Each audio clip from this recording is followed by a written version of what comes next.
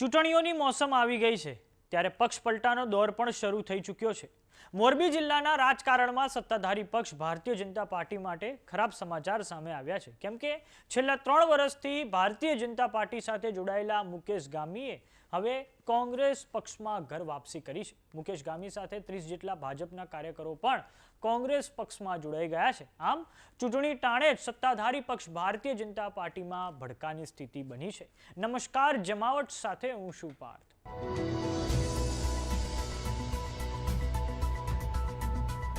મોરબીમાં ધારાસભ્ય કાંતિ અમૃતિયાના ગઢમાં જ ખૂબ મોટો ભડકો સામે આવ્યો છે। છેલ્લા 3 વર્ષથી સત્તાધારી પક્ષ ભારતીય જનતા પાર્ટી સાથે સંકળાયેલા મુકેશ ગામીએ તેમના ટેકેદારો સાથે કોંગ્રેસમાં ઘર વાપસી કરી છે। મુકેશ ગામી દ્વારા છેક ગાંધીનગર સુધી ભાજપમાંથી ટિકિટ મેળવવા માટે દોડધામ કરવામાં આવી હતી, પરંતુ ટિકિટ ના મળતા તેમણે હવે કોંગ્રેસ તરફ વળવાનું પસંદ કર્યું છે। આ સમગ્ર મામલે કોંગ્રેસ અગ્રણી મહેશ રાજપૂતની પ્રતિક્રિયા સામે આવી છે, જેમાં તેમના દ્વારા કહેવામાં આવ્યું છે કે ગુજરાતના પ્રદેશ પ્રમુખ અમિત ચાવડાની સૂચના મુજબ મુકેશ ગામી અને તેમની ટીમને કોંગ્રેસમાં આવકારવામાં આવી છે। ભારતીય જનતા પાર્ટી અને કોંગ્રેસની વિચારધારા બિલકુલ અલગ છે। કોંગ્રેસ ગાંધી અને સરદાર સાહેબની વિચારધારા પર ચાલે છે, જ્યારે ભારતીય જનતા પાર્ટી ગોડસે અને અંગ્રેજોની વિચારધારા પર ચાલે છે। જો કોઈ બોલે તો તેમને ખોટા ગુનાઓમાં ફસાવી દેવામાં આવે છે। તો આવો સાંભળીએ કોંગ્રેસના અગ્રણી મહેશ રાજપૂતે શું કહ્યું છે। મોરબી ખાતે ગુજરાત પ્રદેશ કોંગ્રેસ સમિતિના પ્રમુખ શ્રી અમિતભાઈ ચાવડાની સૂચના મુજબ અને તેની સાથે મોરબી જિલ્લાના પ્રમુખશ્રીઓ, જિલ્લા પ્રમુખ અને શહેરના પ્રમુખ સાથે ચર્ચા વિચારણા કર્યા બાદ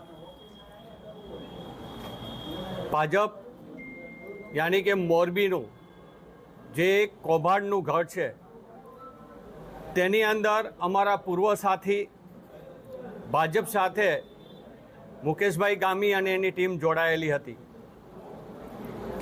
પણ જે ભાજપની વિચારધારા છે અને કોંગ્રેસની વિચારધારા છે બંને અલગ અલગ છે।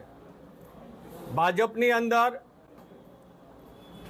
પોતાના કાર્યકરને બોલવાની પણ છૂટ નથી, ત્યારે દેશના પ્રશ્નને દેશ જે દિશામાં જઈ રહ્યો છે ત્યારે કોઈ પણ પાર્ટીના કોઈ પણ વ્યક્તિ સાચું કહેવા જાય કે પ્રજાનો કોઈ પણ વ્યક્તિ કહેવા જાય ત્યારે ખોટા ગુનાઓમાં દાખલ કરવા અને પોલીસનો ઉપયોગ કરી અને દબાવવાની જે આખા દેશમાં ચાલી રહ્યું છે, ત્યારે અમે સમજીએ છીએ કે કોંગ્રેસ પરિવારની અંદર જે વ્યક્તિ ગાંધીના વિચાર સાથે, સરદાર વલ્લભભાઈ પટેલના વિચારધારા સાથે રહ્યો હોય એ કોઈપણ સંજોગોમાં ગોડસેના અને અંગ્રેજોના કહેવાતા એના જાસૂસો જે આ દેશની અંદર હતા એવા આરએસએસની ટીમ સાથે કોઈ દી વિચારધારા એક થઈ ન શકે। ત્યારે આજે મોરબી ખાતે જિલ્લા કોંગ્રેસ કાર્યાલય ખાતે મુકેશભાઈ ગામી અને તેઓના તમામ સાથીઓને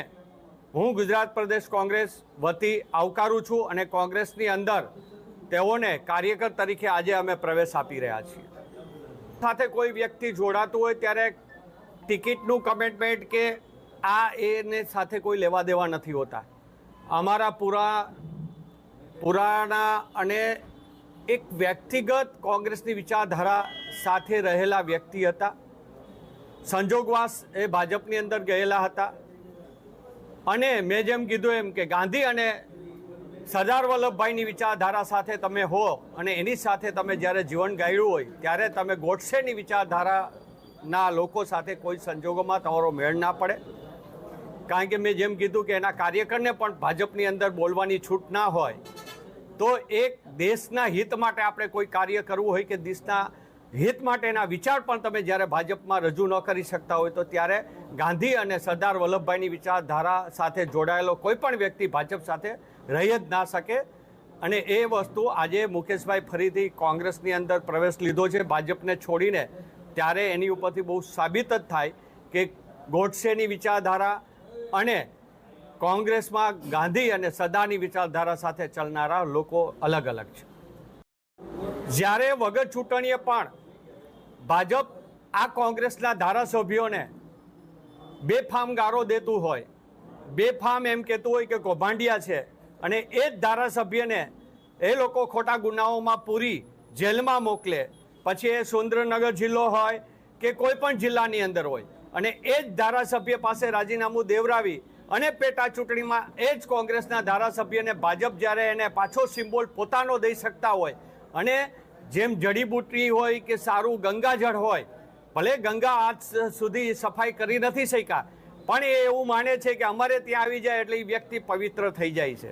એટલે એ પવિત્રતાની અને જે ખોટા ગંગાજળો લઈને નીકળનારી આ ભાજપની સામે વિચારધારાની અમારી લડાઈ છે. અને વિચારધારા સાથે જરૂરી નથી કે ચૂંટણી ટાણે આવે કે ચૂંટણી વિના પણ આવે.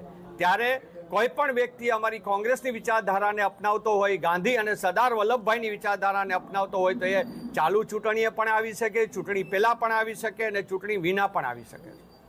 મુકેશ ગામીએ કોંગ્રેસમાં જોડાતી વખતે કહ્યું છે કે સ્વર્ગસ્થ કોંગ્રેસ નેતા કિશોર ચીખલિયા સાથે તેમને સારા સંબંધો હતા. તેઓ અવારનવાર કોંગ્રેસમાં પરત ફરવા કહેતા હતા. તાજેતરમાં કિશોર ચીખલિયાના અવસાનથી ભારે આઘાત લાગ્યો છે અને હવે તેમને શ્રદ્ધાંજલિ અર્પણ કરવાના હેતુથી હું કોંગ્રેસમાં ફરી જોડાઈ રહ્યો છું. તાઓ સાંભળીએ મુકેશ ગામીએ શું પ્રતિક્રિયા આપી છે. ત્યારે પાર્ટીથી અમુક ક્ષણ ક્રોધ જે વસ્તુ રહે ને, આપણે કહીએ ને ઘણી ક્ષણનો ક્રોધ નુકસાનકારક હોય, એ આપણને હવે સમજાણું કે ક્રોધ એક વસ્તુ ખરાબ ચીજ છે. તો અત્યારે આવવાનું કારણ કે મારે કિશોરભાઈ એને અવારનવાર મને એની લાગણી હતી કે તું આવ પાછો આવતો રહે. મહેન્દ્રનગર 2 વાર આવ્યા હતા. જ્યારે લાસ્ટમાં એ એક્સપાયર થયા ત્યારે મહેન્દ્રનગર મારા ઘરની પાછળ જ હતા. એટલે શબ્દ મને વહેલા એના યાદમાં રહી ગયા હતા કે મારે હવે આને શ્રદ્ધાંજલિના રૂપે મારે પાછું કોંગ્રેસમાં જવું છે.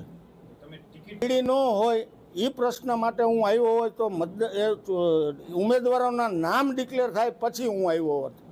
ટિકિટ મળી ગઈ, કોઈનું મેન્ડેટ હજી કોઈના નામ ફાઇનલ મોરબીમાં આપણે એક પણ વ્યક્તિના ભાજપવાળાએ કર્યા નથી. જો એ જ આશાએ હું આવ્યો હોય તો નામ ડિક્લેર થાય પછી આવે. તું નહીં, ખાલી એક કાર્યકર તરીકે હું આમાં પાર્ટીમાં જોડાણો હોઉં. આમ તો મારી જૂની કોંગ્રેસ દિલમાં હતી, ગઈ નહોતી, હજી એમનેમ દિલમાં જ હતી કોંગ્રેસ. તો એક આ ક્ષણિક ક્રોધમાં જે મારાથી ભૂલ થઈ ગઈ હતી એ મેં પાછી પુનરાવર્ત સુધારી અને પાછો વાપસ કોંગ્રેસમાં હું આવ્યો છું. પાર્ટી જે આદેશ કરે એ એમ કે તારે 13 વોર્ડમાં મથવાનું, તો 13 એમ કે આ વોર્ડમાં લડવાનું હોય તો એ વોર્ડમાં, ને નથી લડવાનું તોય કોઈ પ્રશ્ન નથી. કોંગ્રેસના પક્ષ માટે મારે કામ કરવાનું હોય અને ઉમેદવારોને વિજય બનાવવાનો.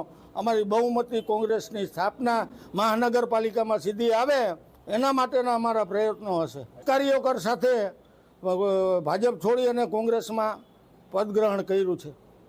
કિશોરભાઈની લાગણી, કોઈ ભેદભાવ મારે કિશોરભાઈ સાથે નહોતો. એ કોંગ્રેસમાં હતા, હું ભાજપમાં હતા. અમે અઠવાડિયે 10 દિવસે મળતા. એ મારા કાયમ મને એ મિત્રની ઘોડે માનતા, હું એને મિત્રની ઘોડે માનતા. એ અહીંયા મહેન્દ્રનગર આવ્યા હોય તો મને ફોન કરે પ્રમુખ, મને આજની તારીખમાં એ પ્રમુખ કહેતા. કિશોરભાઈનો ફોન આવે એટલે એમ પૂછે પ્રમુખ ક્યાં.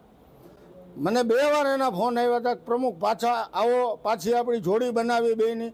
અમે શરૂઆતમાં જિલ્લા કોંગ્રેસ, અહીંયા હું પ્રમુખ હતો ત્યારે એ વિરોધ પક્ષના નેતા હતા. અમે 2 ફર્સ્ટ ક્લાસ સંગઠન ઊભું કર્યું હતું.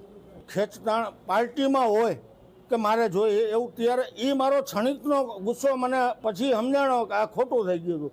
પણ જે આ કિશોરભાઈની દુર્ઘટના બની ને એનાથી મને આઘાત લાગ્યો. એટલે પાછો હું મારા મિત્રના સુમન આપવા માટે એની લાગણીને માન આપી અને પાછો હું કોંગ્રેસમાં જોડાયો. તમે મને કાર્યક્રમમાં, ભાજપના કાર્યક્રમમાં બહુ જોતા, કોંગ્રેસમાં જોતા, એટલા તમે મીડિયાવાળા મને ભાજપમાં જોતા.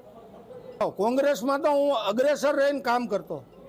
વાત કરીએ મોરબી મહાનગરપાલિકાની, તો ત્યાં 13 વોર્ડ બનાવવામાં આવ્યા છે, જેમાં 52 બેઠકો પર કોંગ્રેસ, ભારતીય જનતા પાર્ટી અને આમ આદમી પાર્ટી વચ્ચે જંગ જામશે. આ 52 બેઠકોમાંથી 4 SC એટલે કે દલિત સમાજ માટે આરક્ષિત છે અને 14 બેઠકો OBC સમાજ માટે આરક્ષિત છે. સામાન્ય વર્ગ માટે 34 બેઠકો છે, જેમાંથી 17 બેઠકો મહિલાઓ માટે આરક્ષિત છે. તો સમાચારોમાં અત્યારે બસ આટલું. જોતા રહો જમાવટ. જો તમને YouTube પર જોઈ રહ્યા તો સબસ્ક્રાઇબ કરો, જો તમે અમને Facebook પર જોઈ રહ્યા તો ફોલો કરો. સાથે જ અમારી WhatsApp ચેનલ આવી ગઈ છે, જોઈન કરવાનું ના ભૂલતા. નમસ્કાર.